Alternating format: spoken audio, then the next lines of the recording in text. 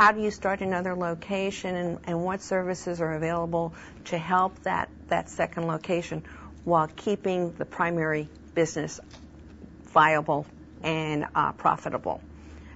Karen, do you have any ideas about that? Sure, Linda. You know, when looking at branching out into another location, you really need to determine, is there a need for your product or service in that area? Mm-hmm. If there's not a need, there's really no need to go out there just because everybody else says it's a good idea. So determine if there is a need, and then are there enough of your target customers in that area?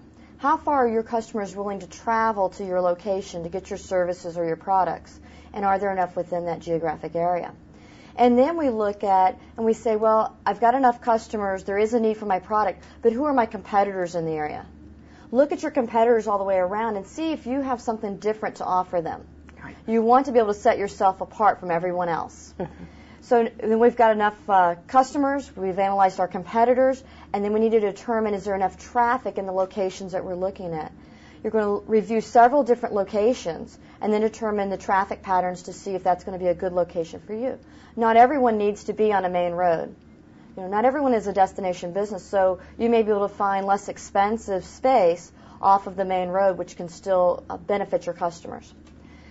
It's very important that we look and see exactly what our startup costs are going to be. A lot of people look at a new location and just say, I think I've got enough customers, it'll make it. But it's worth the exercise to sit down and write down how much are my deposits going to cost, what's my rent deposits, my utility deposits, how much will it cost for furniture and getting the technology in place. And then at that point you can say, do I need to move into a virtual office or use an executive office, or do I need to build my own building?